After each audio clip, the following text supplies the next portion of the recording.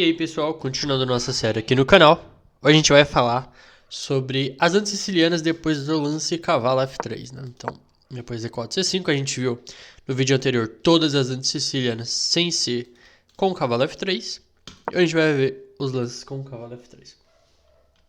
Então, nesse vídeo aqui eu vou falar das antes sicilianas contra as principais jogadas das pretas, né? Ou seja, D6, cavalo C6 e E6. Vai ter um vídeo separado para as outras. Então, vamos começar com a linha com D6, que é o lance mais jogado. E aqui, o lance principal das brancas é o lance D4, que leva para siciliana aberta. Mas aqui o branco tem algumas opções para jogar.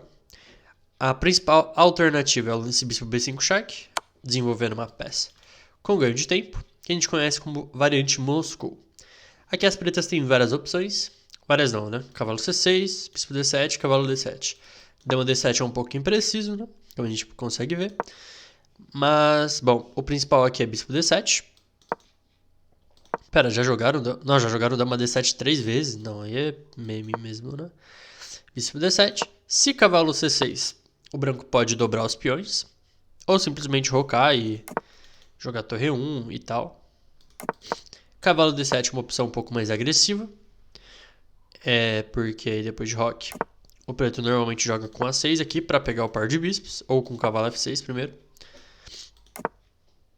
Aqui o branco também pode aproveitar que o cavalo não vem mais para C6 para jogar o lance D4 e depois de C por dama por D4. E aí não tem mais o cavalo indo para C6.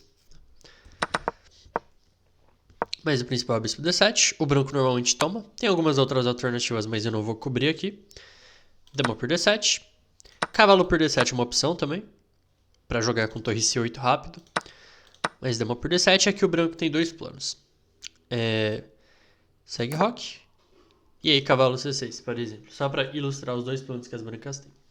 Então, os dois planos são o seguinte. O branco pode jogar com C4, que entra na variante Marox, no muro de Marox, né? Que é essa estrutura com o peão em C4 e o peão em E4. E o branco vai tentar argumentar que ele tem mais espaço. E as pretas têm uma posição um pouco restringida, né? Normalmente o branco vai jogar com D4 nos próximos lances. Tanto que depois de cavalo F6, cavalo C3, por exemplo. G6, D4, peão por, cavalo por. E a gente entra numa linha principal aqui da Marox. Tanto que a partida que eu separei vai ser nessa linha. Outro plano para o branco é o seguinte. Depois de cavalo C6, ele jogar com C3. Para jogar com D4 aqui e construir um centro forte de peões. No geral, sai cavalo F6, torre E1. E aqui no geral é o seguinte. Quando o branco for jogar com C3 e D4, o melhor desenvolvimento para o bispo de F8 é com E6 e E7. E bispo E7. Porque, por exemplo, depois de D4, peão por, D5, E5, a gente leva para uma estrutura bem típica da defesa francesa, né? A estrutura de peões. Mas se o preto jogar com bispo G7 aqui, D4, peão por, D5, E5, cavalo E4, quando o bispo for para G7, ele vai já vai estar limitado pelo próprio peão das brancas, né? Então ele não fica legal aqui. E no caso da Maroxe, do plano da Maroxe, se o preto jogar com G6 aqui, cavalo C3, bispo G7, o bispo já fica muito bem nessa diagonal, né? Já que as brancas não têm mais o plano de restringir o bispo com C3 e D4. Então tem essa pequena sutileza aí no meio do caminho. E aí se ele jogar com E6, o bispo não fica tão legal ali na casa de E7, né? Porque, por exemplo, depois de cavalo C3, o bispo fica meio passivo aqui. Então, um pequeno detalhe aí. Beleza? Aqui contra D6 o branco também pode jogar G3 aqui também. Né? E aí vai virar tipo um ataquinho do rei. E também tem a linha com C3, que acaba virando uma lapinha atrasada, né? Só que com alguns detalhes. Já que as pretas já jogaram D6 aqui, normalmente ele não vai jogar D5 perdendo um tempo, né? E cavalo F6, a gente não tem E5. Mas aí provavelmente segue bispo E2, e aí o branco pode jogar, o preto tem várias maneiras de jogar isso aqui. Bispo G4, G6, cavalo C6, mas não tomem E4, que é um velho golpe da dama 4 cheque. Catando o cavalo, né? Também tem a linha com bispo D3 aqui, que se assemelha a Lapin, porque depois de cavalo C6, C3 aqui. E a ideia das brancas é jogar com bispo C2, seguido de D4 em algum momento. Então, dito isso, contra o lance cavalo C6, acho que a principal anti-siciliana é a Rossolimo, com o bispo B5. A ideia é jogar bispo por cavalo, ou simplesmente preparar o roque, né? E aqui as duas opções principais das pretas são o lance G6, preparando para fianquetar o bispo e controlar o caso de D4. E o lance E6 aqui, preparando o cavalo E7. Porque, por exemplo, depois de roque, cavalo E7, e aí as brancas não dobram os peões das pretas mais, né? Claro que o branco pode jogar bispo por cavalo aqui, mas entra em outra estrutura, né? E o preto joga com B toma C5, depois de D3, cavalo E7, e aí o branco vai tentar aproveitar essa estrutura quebrada, lances como bispo E3, cavalo D2, cavalo B3, e o preto vai tentar jogar com essa estrutura meio quebrada e tentar aproveitar o par de bispos. Na linha com G6, o branco pode tomar em C6 também, e aí o preto tem as duas opções de recaptura, D por C6 e B tomar C6. No geral, se considera o lance D tomar C6 um pouco mais sólido do que o B tomar C6, porque aqui depois de D tomar C6 o branco tem as mesmas ideias, vai tentar explorar a estrutura de peões, enquanto as pretas vão tentar aproveitar o par de bispos. E aqui, porque é um pouco mais... o B toma C6 é mais ambicioso, porque tenta recapturar controlando o centro, e de novo vai tentar atacar com o par de bispos. Mas, nesse caso aqui, se a gente comparar com D toma C6, o bispo já está saindo para alguma casa, né? Já que o preto vai ter que jogar D6 e tal. Então vai ficar um pouquinho mais atrasado com o desenvolvimento. Claro que o branco não é obrigado a tomar C6, pode jogar com roque, bispo G7. E aqui torre 1. E aí, por exemplo, cavalo F6, aí dá pra jogar tipo C3 seguido de D4. Ou E5 também é uma ideia. Aqui também dá pra jogar C3, que acaba transpondo para uma Lapin. Também tem o lance cavalo C3 aqui, pra esperar definir o que as pretas vão fazer. Normalmente o jogador que joga cavalo C6 aqui é um jogador de siciliana Sveshnikov ou Kalashnikov. Então normalmente o preto vai jogar com E5 aqui. Só que o ponto fraco disso é que enfraquece a casa de D5. E aí o branco pode jogar com bispo C4 e tentar jogar em cima da casa de D5 com uma posição bem normal. Bom, do cavalo C6 eu acho que é isso.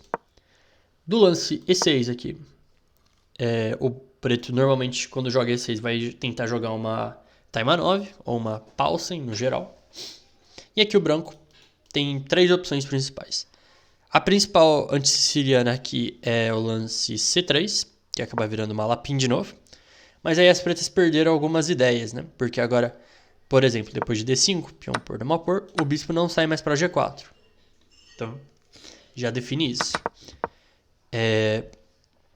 Também tem o lance B3, com a ideia de bispo B2 e com posições semelhantes a uma Rossolimo, porque o bispo acaba indo para B5, o branco pode jogar C4 e D4, transformando numa posição de Maroques também. E o ataque índio do rei, com lance D3, seguido de cavalo D2, G3 e bispo G2. Bom, eu acho que essa é a parte introdutória dessas anti-sicilianas, e vamos para as partidas, né? A primeira partida que eu vou mostrar para vocês é uma partida do Fischer contra o Oscar Pano, em Buenos Aires de 1970. Então foi um ataque índio, cavalo C6, G3. E agora, a gente vê uma partida no vídeo de ataque índio, se você não viu, corre lá para ver, onde o preto jogou com D5 em algum momento, acabou levando para uma estrutura desse tipo. Mas aqui o Pano jogou com G6, com a ideia de bispo G7 e controlar as casas pretas. Bom, o principal defeito disso aí é porque tem algumas casas pretas que acabaram ficando um pouco fracas, né? Porque essa combinação de peão em E6 e o peão em G6 deixa casas fracas aqui em volta. O preto tem que levar isso em consideração. Mas aí veio o bispo G2, bispo G7, roque, cavalo E7, torre 1, D6. E aqui, acho que a gente viu uma partida do Fischer também nessa estrutura. Quando o preto joga com D6 e E6, o plano que o Fischer usa é o lance C3 seguido de D4, né? Para tomar o centro. Conseguiu roque, D4, peão por. E aqui o branco tem um centro de peões bem... muito bom, né? Centro de peões clássico. E aqui as pretas têm que fazer alguma coisa, senão eles podem acabar ficando muito restringidas. E aqui o pano jogou com D5 aqui, para tentar lutar pelo centro. Seguiu E5, ganhando espaço e limitando o bispo de G7, também é um ponto importante isso. Porque agora o bispo de G7 fica batendo no granito. Seguiu o bispo D7, cavalo C3, desenvolvendo as peças, torre C8 e bispo F4. E aqui o pano jogou com cavalo A5 para tentar invadir via C4.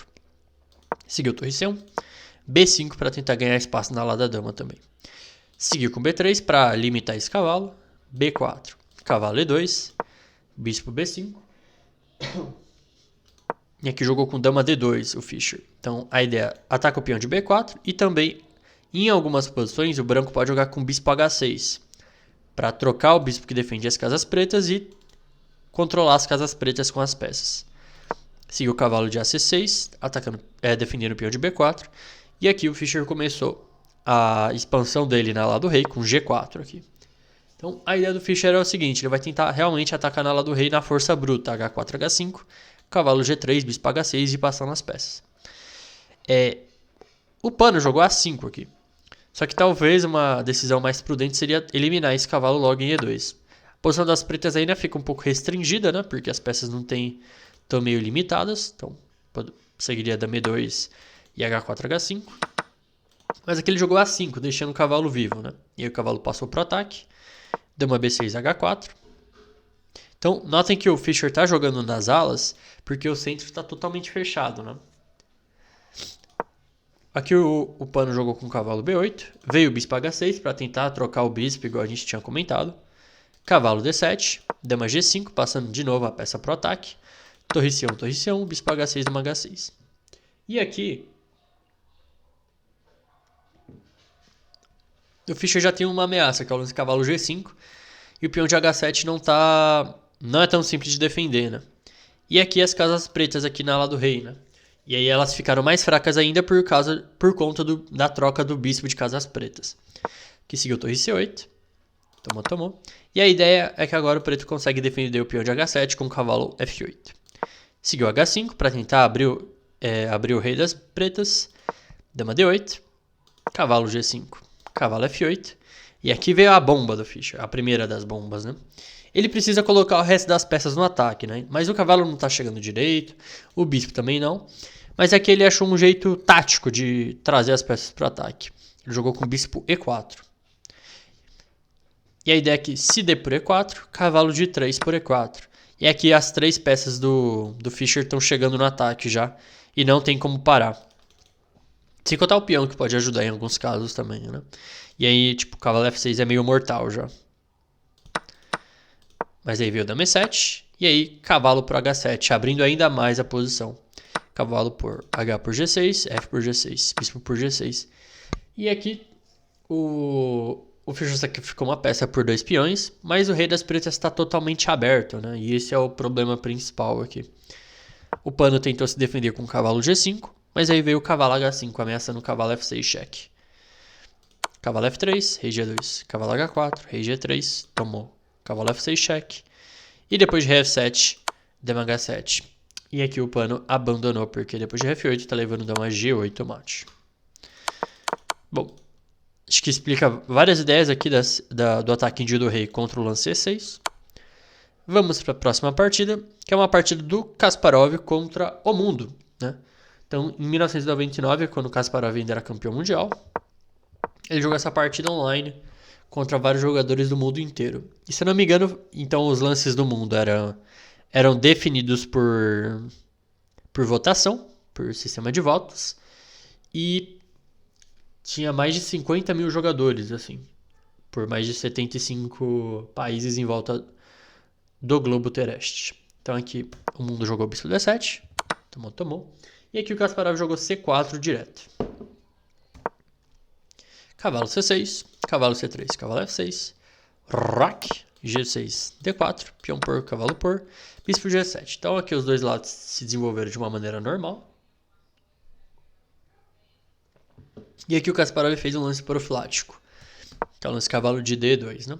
A ideia do cavalo de D2 é porque o cavalo de D4 pode ficar um pouco vulnerável aqui, né? A temas táticos, né? Então ele já tira o cavalo para não ter nada.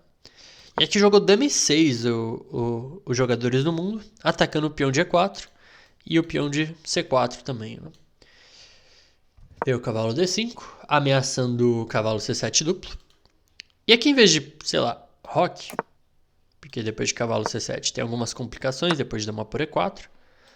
O centro das brancas foi meio que destruído aqui, tá caindo o peão de C também. Eles foram para complicação e jogaram dama por E4. Cavalo C7, rei D7, cavalo A8 e dama C4.